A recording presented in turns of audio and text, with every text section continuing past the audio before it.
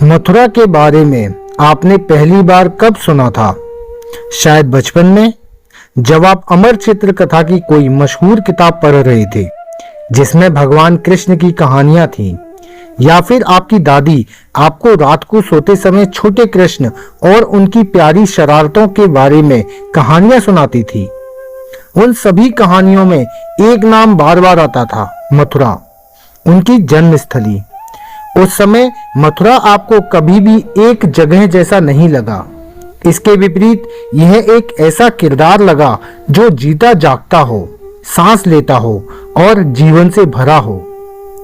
मथुरा में एक समृद्ध सांस्कृतिक विरासत है जो सैकड़ों और हजारों किंवदंतियों और मिथकों से बुनी गई है।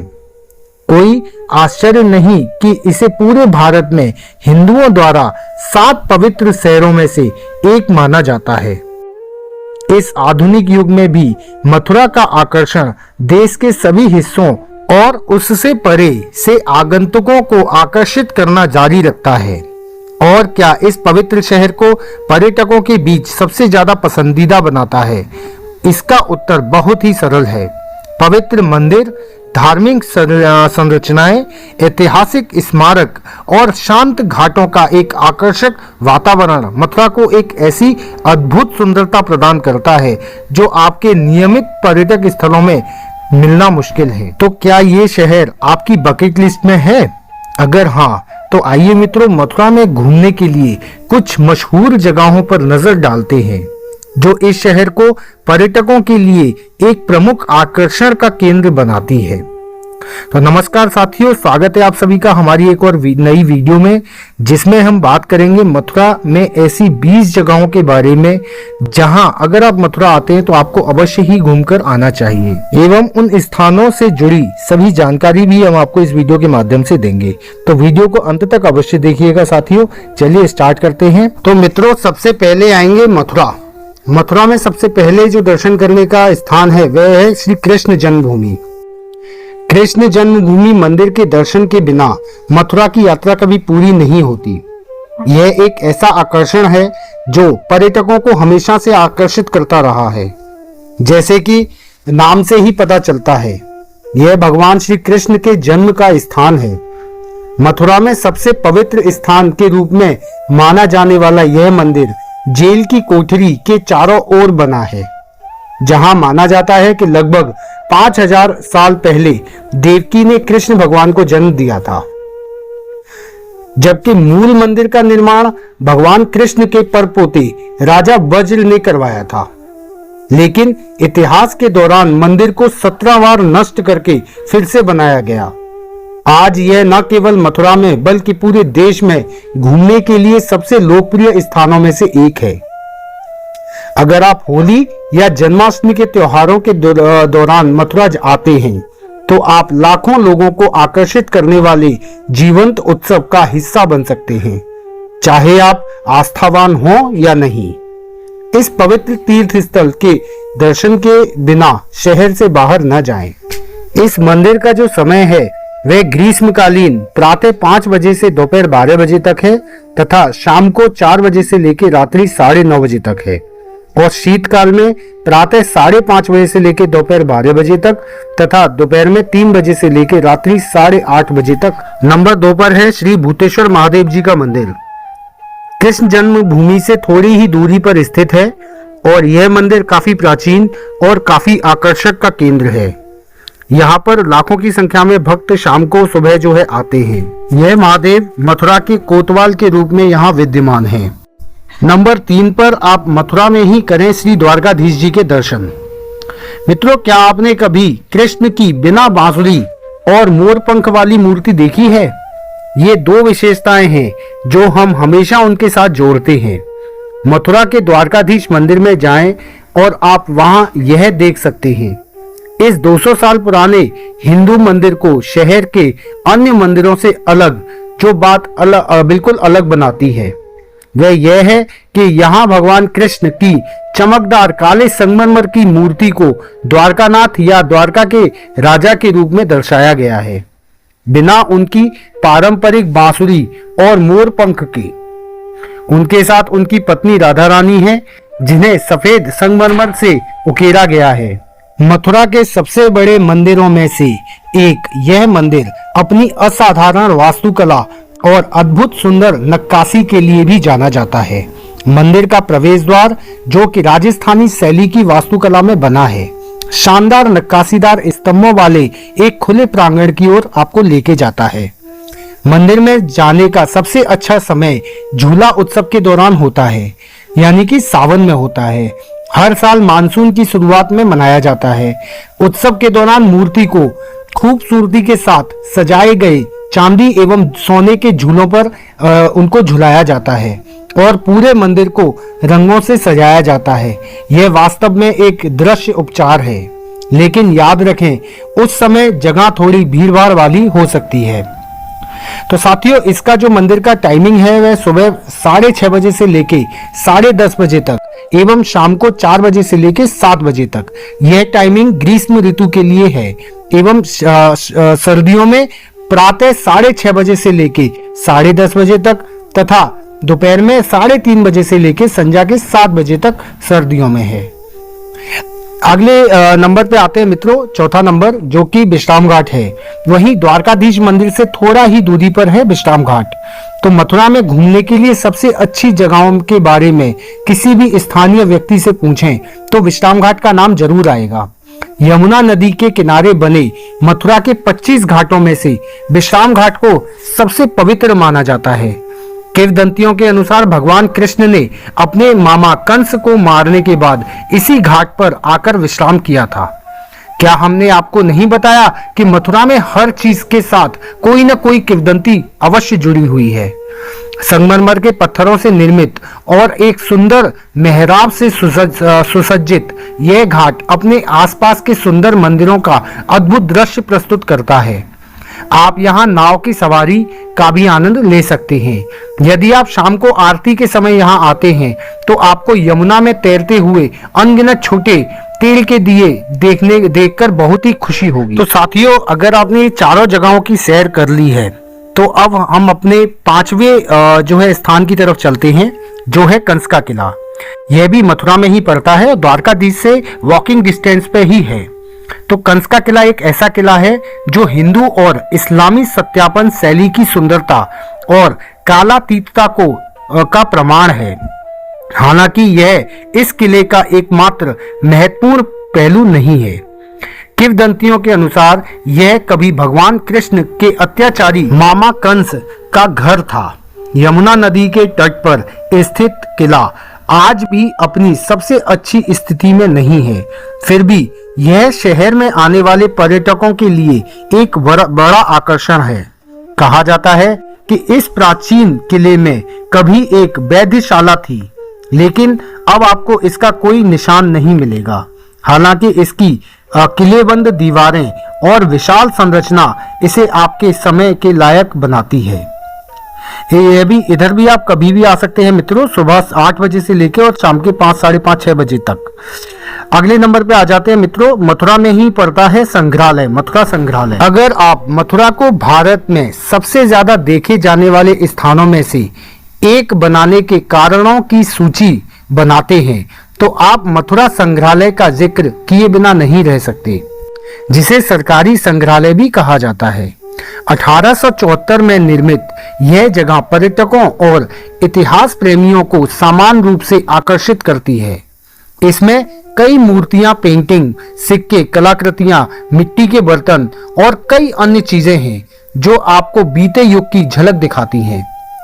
इस बलुआ पत्थर के संग्रहालय की वास्तुकला एक और आकर्षण है जो यात्रियों की भीड़ को अपनी ओर खींचती है।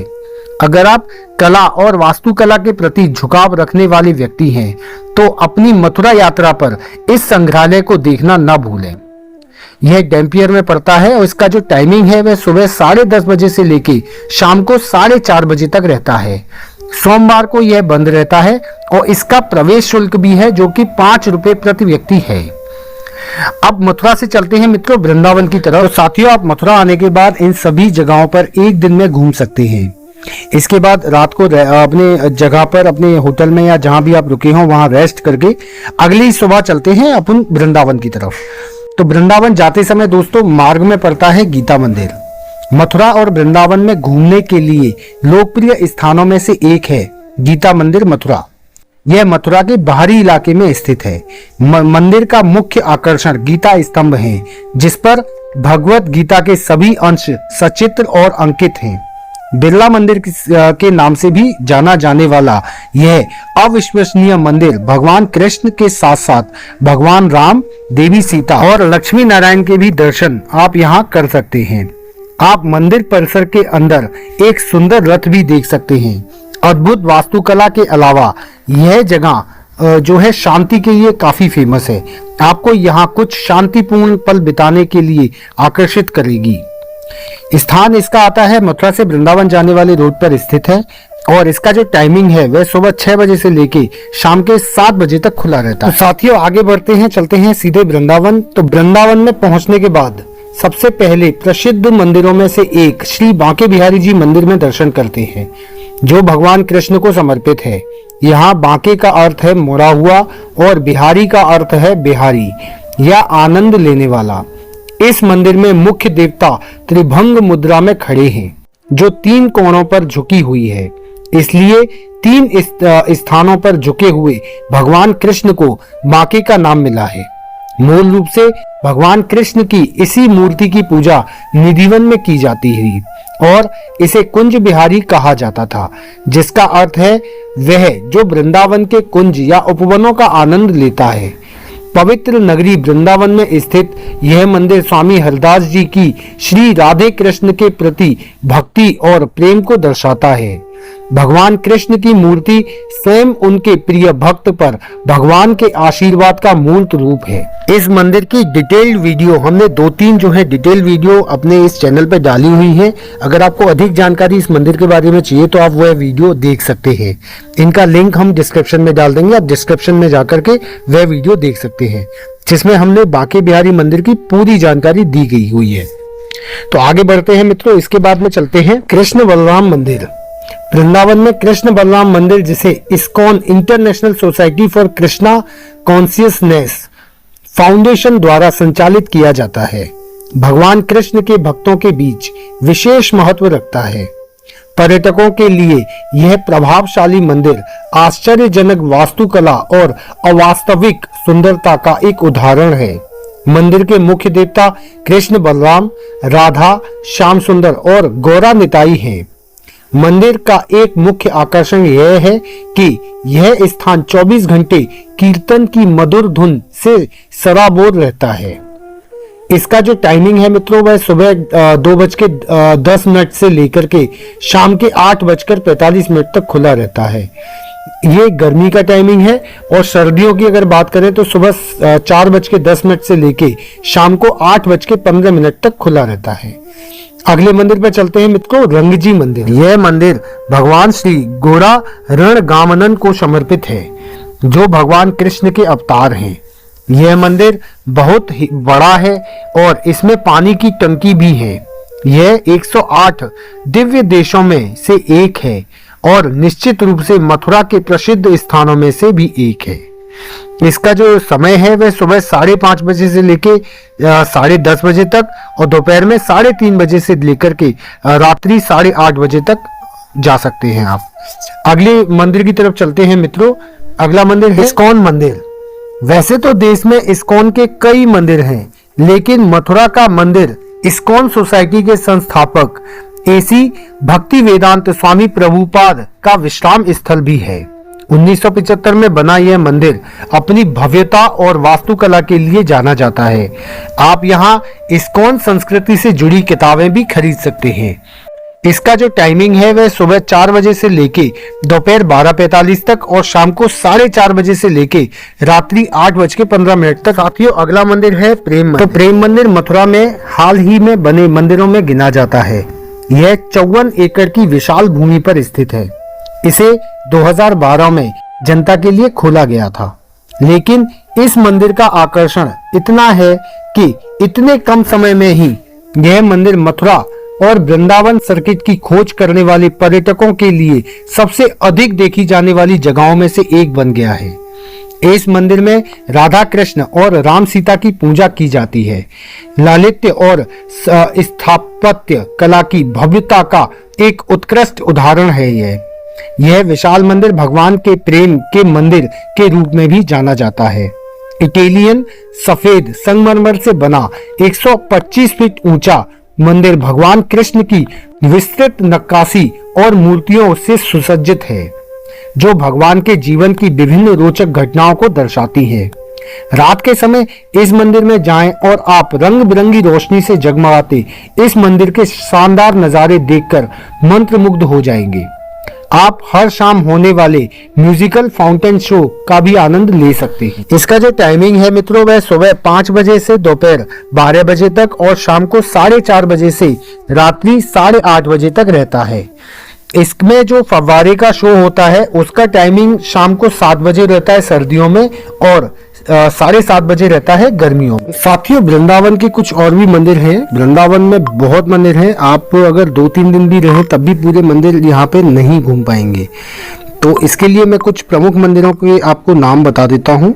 उन मंदिरों के भी आप दर्शन अवश्य करें अगर आपके पास में टाइम हो। जैसे श्री राधा रमण मंदिर, श्री राधा दामोदर मंदिर, राधा श्याम सुंदर मंदिर, श्री गोपीनाथ मंदिर, गोकुलेश जी मंदिर, काफ़ी मंदिर हैं वृंदावन में। तो आप 2 दिन आराम से स्टे करें और वहाँ पर जितने भी प्रसिद्ध मंदिर हैं वहाँ पर आप सभी जगह घूमें।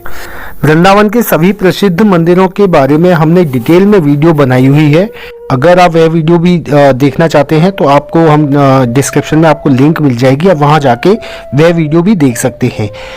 चलिए आगे बढ़ते हैं मित्रों। तो आगे हम प्रस्थान करेंगे वृंदावन से अब श्री गोवर्धन की तरफ। मित्रों, गोवर्धन वही स्थान है जिस गोवर्धन पर्वत को भगवान श्री कृष्ण ने अपनी कन्नी उंगली पर उठाया था।